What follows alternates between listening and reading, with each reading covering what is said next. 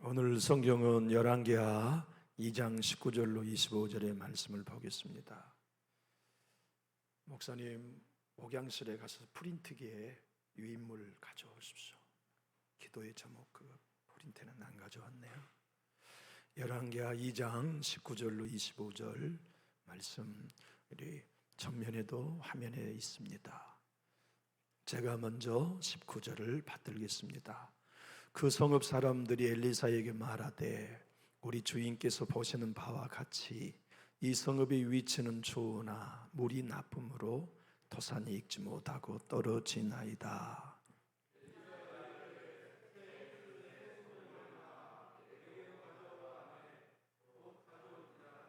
엘리사가 물 근원으로 나아가서 소금을 그 가운데 던지며 이르되 여호와의 말씀이 내가 이 물을 고쳤으니 이로부터 다시는 죽음이나 열매 맺지 못함이 없을지니라 하셨느니라 하네.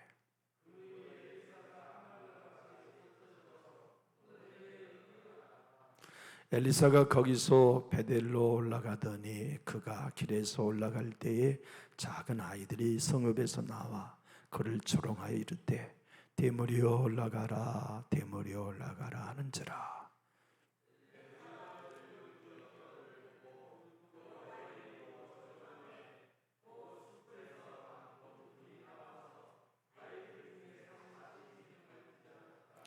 엘리사가 거기서부터 갈멜산으로 가고 거기서 사마리아로 돌아왔더라.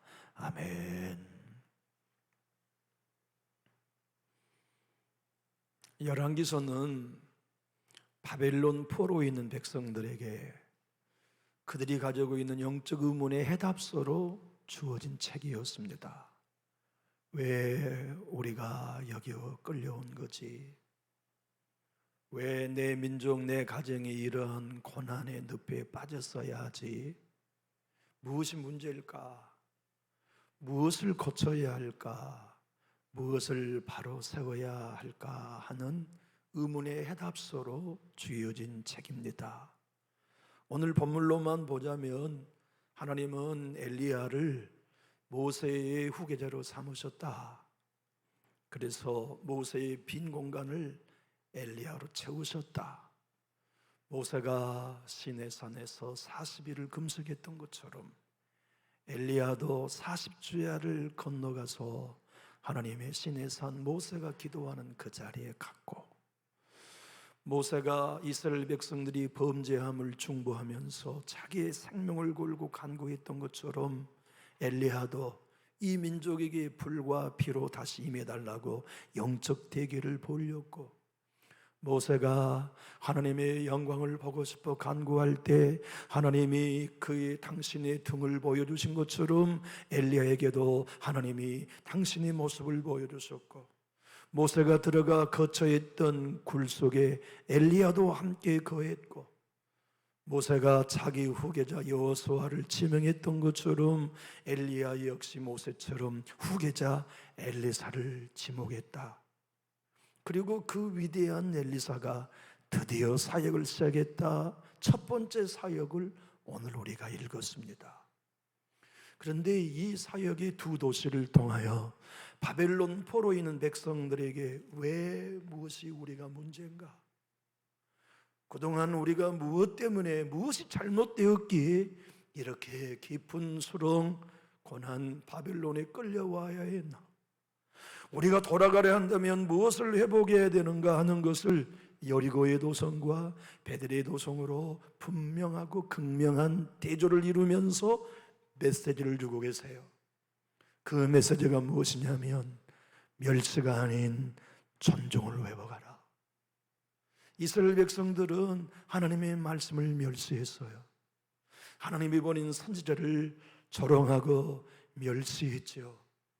그래서 하나님은 선지자를 통하여 하나의 메시지를 전하셨습니다. 돌아오라 슈브, 내게로 돌아오라, 내 품으로 돌아오라, 내 말씀으로 돌아오라, 내 앞으로 돌아오라. 슈브, 슈브, 슈브. 그러나 돌아오지 않았습니다. 이유는 하나님의 말씀을 멸시했기 때문에. 베들레헴에 있는 아이들이 엘리사를 멸시하고 조롱했던 것처럼 너희가 나를 조롱했지.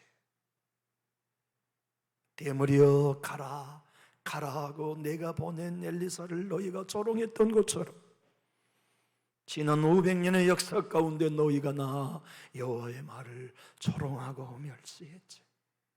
그동안 내가 보내는 선지자들마다 그 아이들처럼 너희가 조롱하고 멸시했지. 그리고 오늘 하나님은 저와 여러분에게 여리고를 또 한 번 보여주면서 동일한 환경의 조건인 근접한 도시가 여리고는 축복의 도시로 변하고 베델은 심판의 도시로 변한 이유는 하나, 멸시를 멀리하고 존중을 가졌는가? 나의 말씀과 내가 보낸 사람들에 대하여 존중을 표할 수 있는가를 선포해 주고 계십니다. 고난 가운데 하나님의 말씀은 나무에 잘 박힌 목과 같습니다. 깨달아집니다. 가슴 철절히 느껴집니다. 하나도 외면하지 않고 받아들여집니다. 믿어집니다. 동의되어집니다. 맞습니다. 우리가 베델의 아이였습니다.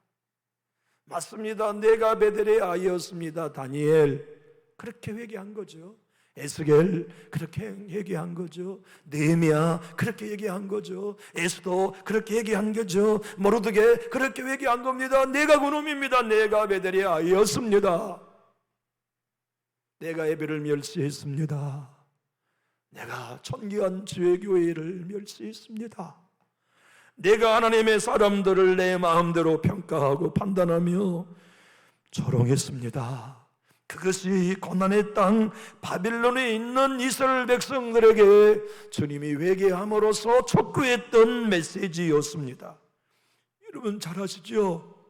여호수아 장군이 여리고성을 무너뜨리면서 이렇게 저주합니다. 이 여리고성을 다시 쌓기 위하여 기초석을 놓는 집은 장자를 잃을 것이다. 그래도 회개하지 않고 성을 계속 건축하여 뒷문을 성문을 달면 막둥이를 잃을 것이다. 그리고 역사가 지나 그런 재반이 역사 속에 등장했습니다.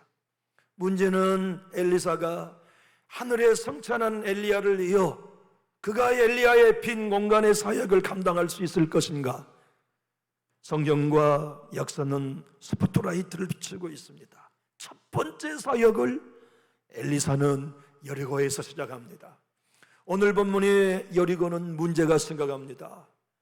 씨앗을 뿌리면 잘 납니다. 잘 자랍니다. 꽃도 잘 핍니다. 열매도 너무너무 많이 맺습니다. 그런데 문제는 수확을 못합니다. 다 떨어져 버려요. 그들은 우리는 땅도 좋고 모든 여건이 좋은데 물이 나빠서 결실하지 못한다는 이 심각한 원인을 알고 있습니다. 문제는 이 물을 자기들이 못 고친 것입니다. 이 물의 쓴 물을, 열매 맺지 못하게 하는 이 물을 그들은 고칠 수 없었습니다. 그래서 그들은 기다렸습니다. 하나님의 사람을, 하나님의 말씀만이, 하나님의 능력만이 우리 도시에 열매 맺게 하는 물을 고칠 수 있다. 쓴 물을 단물로 고칠 수 있다. 여러분, 여리고가 우리입니다. 은혜의 단물을 받아 마십니다. 기도할 때마다 새 힘을 얻습니다. 그래서 내가 세상에 나가면, 가정으로 돌아가면 많은 열매를 맺을 수 있을 거라는 기대를 가지고 출발합니다. 한 주간을 살고 주님 전에 나오면 우리는 항상 고백합니다. 사랑의 열매가 떨어져 버렸어. 용서의 열매가 떨어져 버렸어. 결실하지 못해.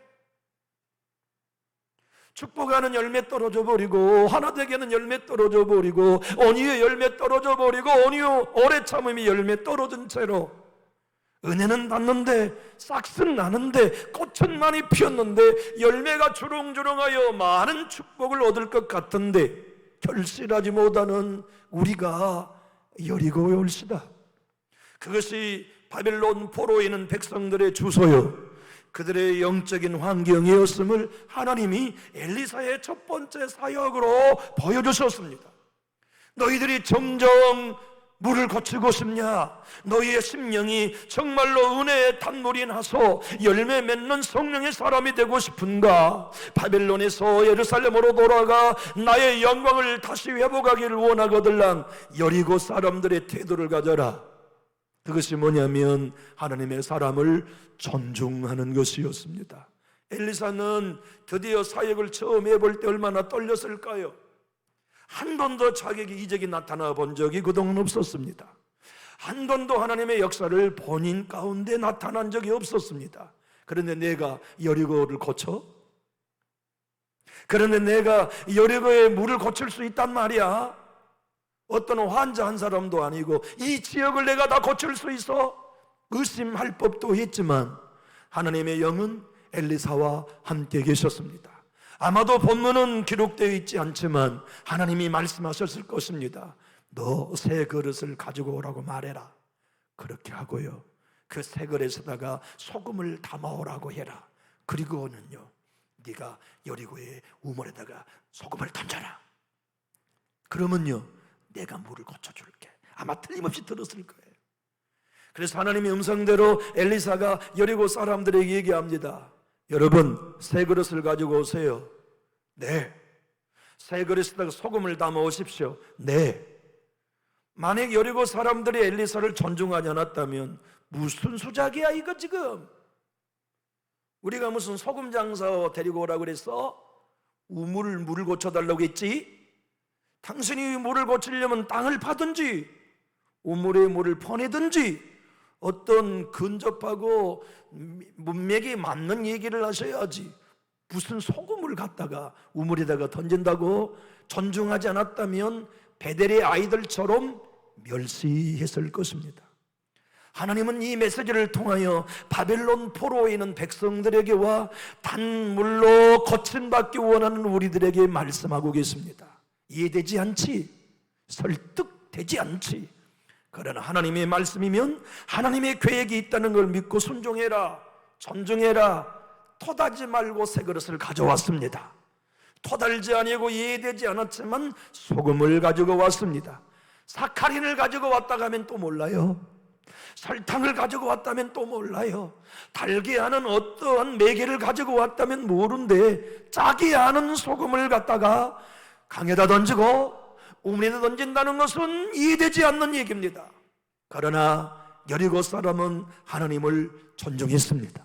하나님의 사람을 존중했습니다. 그리고 하나님의 음성이 소금을 우물과 강에 던지고 난 엘리사에게 임하셨습니다. 이렇게 되어내라. 오늘부터 여리고는 죽음이 없다. 오늘부터는 여리고는 낙고 하는 일이 없이 모든 여인들이 임신한 아이를 출산할 것이고 모든 농작물이 꽃이 피고 열매 맺은 대로 수확하게 될 것이다. 그래서 하나님이 오늘 엘리사를 통하여 그렇게 선포하셨던 거지요. 신앙은 여러분과 저의 삶 속에 존중으로 인도하는 안내자 같아요. 하나님의 말씀을 존중하는 영성, 하나님의 성도들을 존중하고 주님의 몸된 교회를 존중하는 것, 사람의 눈에 보이고 사람의 판단으로 보이기에는 특별할 것도 없고 남다를 것도 없지만 하나님이 세우셨으니 존중하고 하나님을 대변하니 존중하고 하나님의 교회의 일꾼이니 존중하고 우리와 함께 천국의 동행자로 삼아주셨으니 존중하는 것, 그것이 하나님께서 하나님의 사람들에게 기대하시고 요구하신 메시지인 거단 말이죠. 하나님을 존중하면 하나님의 말씀을 존중하게 됩니다. 하나님을 존중하면 예배를 존중하게 됩니다. 하나님을 존중하면 찬양한 곡을 존중하게 됩니다. 하나님을 존중하면 하나님의 사람을 존중하게 됩니다. 하나님을 존중하면 하나님의 일이 존중되게 됩니다. 우리가 하나님의 교회를 얼마만큼 존중합니까? 하나님을 존중한 만큼 교회도 존중합니다. 우리가 하나님의 말씀을 얼마만큼 존중합니까? 하나님을 존중한 만큼 하나님의 말씀도 존중합니다. 하나님을 기대하는 만큼, 하나님을 신뢰하는 만큼, 하나님을 바라보는 만큼 성령을 신뢰하고 하나님의 말씀을 신뢰하지요. 그래서 여리고는 저주의 도시가 축복의 도시로 바뀝니다. 예수 만난 우리들 안에는 쓴물밖에 나오지 않는 옛사람이 전부였습니다. 그런데 예수님의 십자가로 우리 옛사람을 못 박아 죽여주시고 새 사람을 만드시더니 우리 안에 기쁨의 단물이 나도록 변화시켜 주셨습니다. 성령의 단물이 나도록 바꿔주셨습니다. 감사와 찬양과 존중의 단물을 내게 하는 새 사람으로 여리고 삼아주셨습니다. 그분이 예수님이셨고 예수님이 하신 일이었습니다. 십자가가 해놓으신 일입니다. 우리 입술이 열릴 때마다 하나님의 영광을 노래하고 눈으로 바라보고 귀로 들리고 느껴지는 것을 멀리하고 우리 안에 속에서 역사하시는 성령의 음성을 듣고 존중의 길, 높여주는 말, 섬겨주는 손길, 하나되게 하는 몸부림, 어떤 경우에도 하나님의 역사를 존중히 여기는 여리고의 삶을 바벨로에 있는 내 백성들아 해보게라. 기적이 너에게 필요하거들랑 존중으로 가라. 기적이 너희 가정에 있기를 원하거들랑 존중으로 가라. 존중을 만나라. 존중과 친해져라. 이 시대는 존중을 잃어버린 시대 아닙니까? 우리가 어릴 적, 여러분들이 어릴 적 교회를 얼마나 존중하셨습니까? 저희도 어릴 적에 토요일이면 성전에 가가지고서 초로 주일을 준비하기 위해 주일 학생들이 교회 너장에다가 초를 발라가지고 내일 주일 준비해 초로 교회 성전 바닥을 매주마다 청소했어요. 저도 지금도 여기에 흉터가 있습니다. 주님의 성전 그때는 다 전기가 없을 때 밤예배 드렸잖아요. 호야등 켜놓고 그 호야등은 한 번만 켜면 새카매잖아요. 그림이 유리 안에. 그러면 빛이 드러나고 예배가 방해되잖아요. 그 호야등 유리 위에 들어가지고 밑에서 손을 화장지로 뿌려가지고 신문지 이런 것들로 안에 이렇게 닦아서 다시 깨끗하게 호야등 제자리에다 꽂아서 석유 부어가지고 덕고리라 해서 죄송해요. 신한 사투리가 나와버렸네. 대병 있잖아요. 소주 대병 거기다가 4kg, 6kg 석유집까지 가가지고서 그놈 하나 들고 가가지고 교회 재정집사님이 석유 사오라 하니까 그 대병 하나 들고 가지고 야 석유 좀 주시오 그래가지고 석유 사가지고 교회 호야등에다 기름 일일이 다 부어서 저녁 예배를 준비하고 그때 우리 교회에 얼마나 존중했습니까?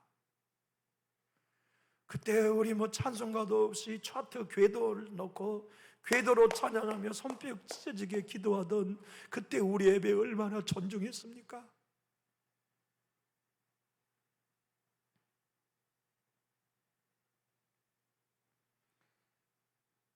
저희 어머님이 선창에 가셔가지고 생선을 사오시면 언제나 3주를 사오셨어요. 하나는 우리 할아버지 우리 집, 하나는 목사님 집, 하나는 작은 할아버지 댁. 그 심부름을 언제나 제가 했습니다. 인사가 목사님 댁에 고등어 갖다 드려라. 그 심부름만큼 행복한 일은 없었습니다. 목사님의 사택에 들어가서 어머님이 사다 주신 생선을 넣고 오는 그 기쁨, 그런 저는 성도님의 헌신을 압니다. 성도님들의 섬김이 얼마나 그들이 기뻐하시고 소중히 여기시기를 잘 압니다. 정말로 잘 압니다. 우리 그렇게 섬겼잖아요. 그렇게 우리 존중하며 살았잖아요. 작은 거 하나도 사랑하고 존중하고 어린아이들도 우리 교회 장로님 최고, 우리 교회 권사님 최고, 그렇게 우리는 존중하며 신앙을 배웠어요. 어느 순간 교회가 잃어버린 건 존중이었습니다. 아무나도 이름만 석자만 부르며 직분은 떼먹고 아무나도 우리의 마음대로 대머리여 가라. 네가 하나님의 종이라고? 무슨 엘리야가 하늘나라에 올라가서? 그러면 너도 한번 올라가 봐 임마. 거짓말도 작작해. 무슨 엘리야가 하늘에 올라갔어? 네가 그 엘리야에게 기름 부음을 받았다고? 그럼 너도 한번 올라가 봐.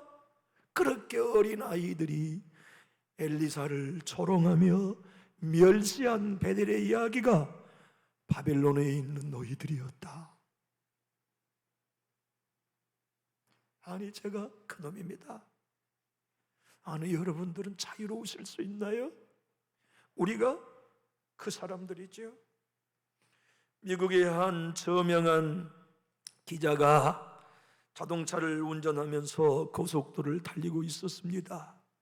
우연한 채널에서 한국계 미국인 선교사 스테파니라고 하는 여인의 간증을 듣고 회심합니다. 아버지는 한국 전쟁에 오신 흑인 미군이요, 엄마는 한국의 엄마가 그 사이에서 태어난 딸이 흑인으로 태어났어요. 엄마는 강원도 분이에요.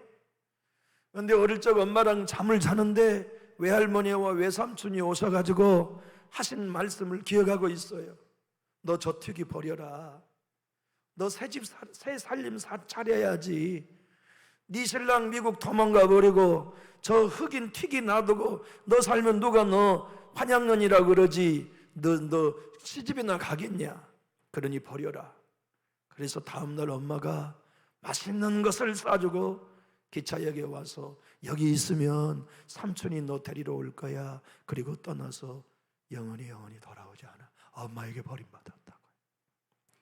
그래서 9살까지 서울에서 성폭행을 당하고 쥐를 잡아서 들에서 뜯어먹고 우물 속에 동네 사람들이 튀기가 왔다고 때려가지고 우물 속에 던져버리면 저녁에 천사가 와서 건져주고, 그러다가 선명회를 통해 가지고서 미국으로 9살에 입양 갑니다. 그리고 예수님을 만나고 선교사가 되어 일생 동안 선교 사역을 하다가 안식년을 맞아 미국에 오셔서 방송에 출연한데 그 스테판이라고 하는 한국계 선교사 여자 선교사님의 간증을 듣고 회심했어요. 리스토로베. 그가 나중에 목사가 되었습니다. 지금도 유명한 목회하고 있습니다. 그분이 우리나라 도란나 출판소를 통하여 번역된 출간책이 특종 믿음의 사건이라는 책을 출판했는데요, 그 책에서 그가 예수를 믿기 전 무신론자일 때 미국을 대표한 기독교의 변증가인 한 사람을 찾아갑니다. 그 변제가 노먼 가이슬러 박사와 상담을 이어가고 그의 대학 연구실에 찾아가서 대화를 나눕니다. 이 무신론자였던 리스토벨이 목사가 되기 전에 탁월한 기자였기 때문에 가슬러 박사에게 이렇게 질문했습니다. 하나님처럼 변덕스러운 존재가 어디 있습니까? 왜 그렇게 생각하시죠? 세상의 베델의 아이들을 좀 생각해 보십시오. 그들이 무슨 죄가 있습니까? 어린 아이들이 대머리인 사람에게 대머리하고 하는 게 뭐가 죄입니까? 그런데 곰을 보내요? 암곰 2마리를 원해서 하나도 아니고 42명을 다 찢어요? 그런 분이 무슨 하나님입니까? 질문했습니다. 그러니까 가슬러 박사가 대답하면서 형제님은 성경의 문맥을 이해하지 못하시는군요. 그 성경의 이야기는 엘리사에게 도전하는 어린 아이들의 말 속에는 엘리야가 하늘나라에 올라갔다고? 웃기는 소리 하지 마. 네가 그에게 기름 부음을 받았다고? 웃기는 소리 하지 마. 네가 만약 그렇게 엘리야에게 기름 부음을 받았다면 너도 한번 올라가 봐. 그런 조롱이었다고 설명합니다. 그리고 나중 그는 목사가 되어 위대한 복음의 변증가로 지금도 활동하고 있습니다. 기도 능력입니다. 기도하기만 하면 돼. 우리는 얼마나 기도조차도 쉽게 조롱하고 멸시할 수 있는지 모릅니다. 주님의 교회는 반드시 세상을 승리한다는 말씀 앞에 무슨 교회가 승리해? 웃기지 마, 멸시할 수도 있습니다.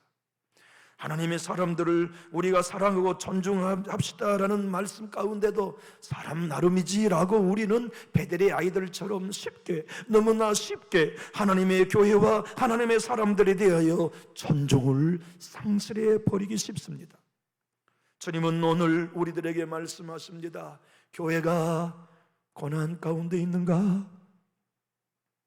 교회가 오늘날 바벨론 포수에 갇혀 있는 이스라엘 백성과 같다면 회복되기 원하는가? 되살아나기를 원하는가? 작은 불씨가 큰 불을 이루는 회복을 가정에서 경험하기를 원하는가? 그렇다면 여리고에서 배워라 존중을, 베델에서 타산지석을 삼아라 조롱과 멸시를 버리고 존중을 회복하라 하시는 메시지를 우리에게 주고 계십니다. 영국의 천교도의 목사님 중에 위대한 윌리엄 커널이라는 목사님이 계셨습니다. 그분은 전생갑절하는 책에서 이렇게 말씀합니다. 여러분 자신이 진정 위장된 경건을 가지고 있든 참 경건을 가지고 있는 사람이든 무신론자이든 주의하십시오. 처신을 잘하십시오. 하나님은 없인 여기심을 받는 분이 아닙니다. 어린아이들이 엘리야사를 향하여 대머리여 대머리여라고 비냥거릴 때 하나님은 남곰을 2마리나 보내 그들을 찢으셨습니다. 그것은 오직 하나 존중이냐 멸시냐를 가르치시는 하나님의 방법이었습니다. 우리는 신앙이 깊어지고 연조가 많아지면 교회를 더욱 존중하는 일이 커져야 됩니다. 성경을 더 많이 읽고 성경을 더 많이 배웠다면 하나님의 말씀을 존중하는데도 익숙해져야 되지만 웬걸 성경을 많이 읽으면 교만해집니다. 성경을 많이 연구하면 하나님의 말씀을 판단하고 멸시하기가 쉽습니다. 마음을 비워서 저 말씀이 내 안에 쓴 물을 고쳐 단물로 바꾼 복음의 말씀이라고 목말라하며 애타면서 주님의 말씀을 허겁지겁 먹고 마시는 영적 기갈, 겸손을 놓쳐버리기가 쉽습니다. 호황된 교만, 호황된 성경적 지식이 우리로 겸손을 빼앗아가 버린 도둑놈이 될 때가 얼마나 많습니까? 성령을 체험하고 하나님의 음성을 들으면 우리는 더 겸손해져야 되는데 멸시합니다.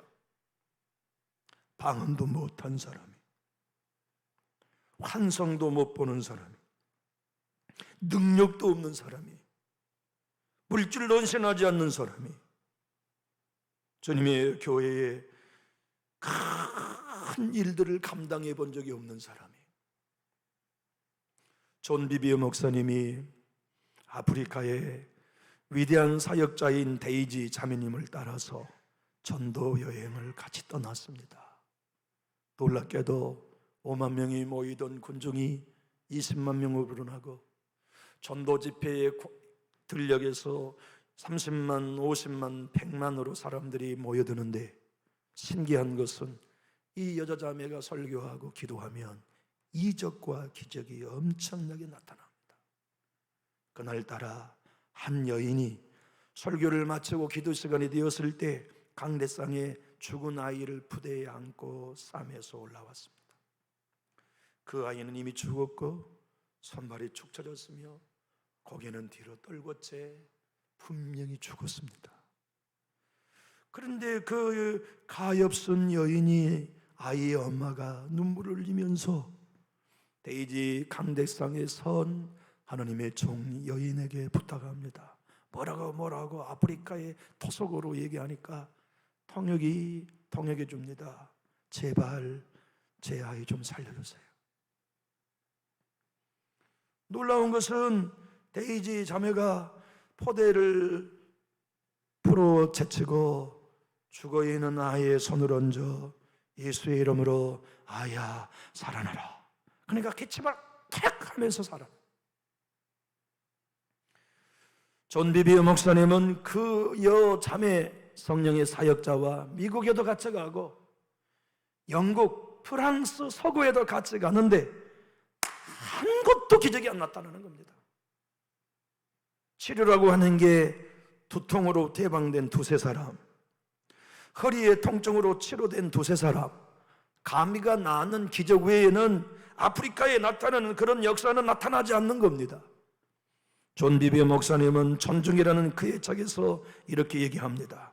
사역자도 똑같고 기름 부음도 똑같고 사역 방법도 똑같고 모든 것이 아프리카에서나 미국에서나 그 자매의 사역은 똑같은데 왜 어느 곳에는 능력이 나타나고 어느 곳에는 능력이 나타나지 않습니까? 핵심은 존중에 있습니다.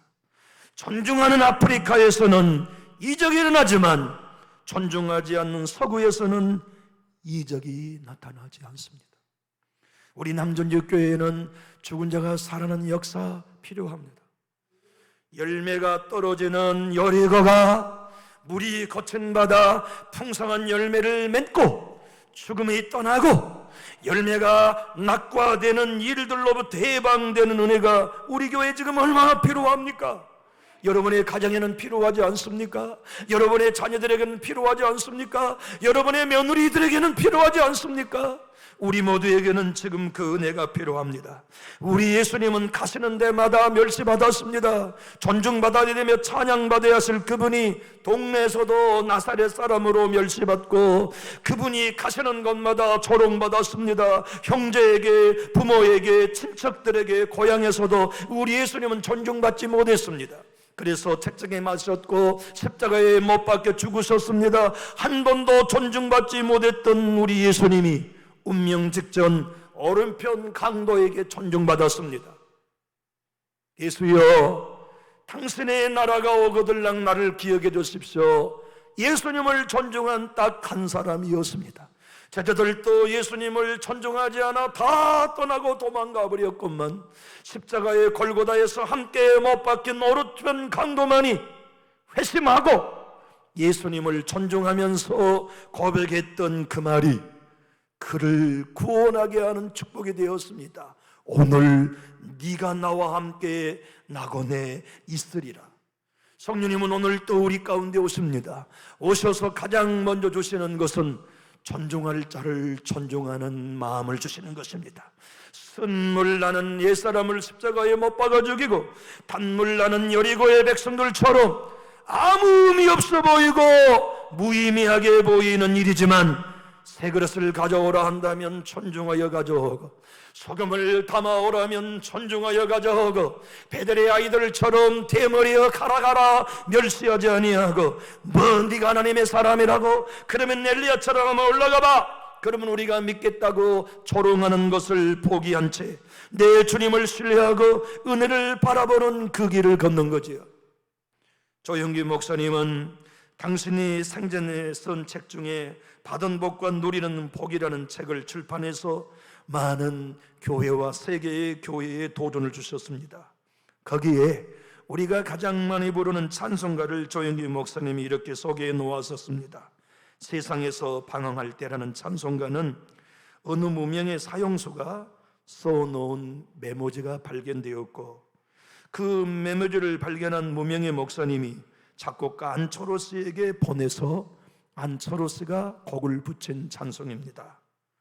무명의 사형수는 지난날의 죄악을 회개하고 이렇게 자기의 믿음의 고백을 마지막 남기며 사형장의 이슬로 사라졌습니다. 그는 틀림없이 천국에 갔을 것입니다. 세상에서 방황할 때 나 주님을 몰랐네.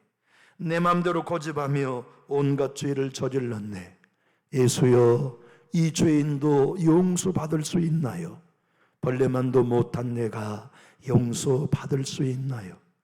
많은 사람 찾아와서 나의 친구가 되어도 병든 몸과 상한 마음 위로받지 못했다오. 예수여, 이 죄인을 불쌍히 여겨 주옵소서. 의지할 곳 없는 이 몸 위로받기 원합니다. 이 죄인이 외통함을 예수께서 들으셨네. 못자국 난 사랑의 손 나를 어루만지셨네. 내 주여, 이 죄인이 다시 눈물을 흘립니다.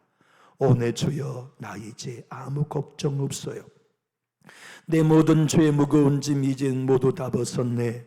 우리 주님 예수께서 나와 함께 계신다. 내 주여, 이 죄인이 무한 감사드립니다. 나의 몸과 영혼까지 주를 위해 바칩니다. 조인규 목사님은 이 예화 끝에 이렇게 당신의 여의도 순복음교회 성도들 70만 성도에게나 오늘 우리에게 돌아가셨어도 살아있는 메시지를 전하고 계십니다.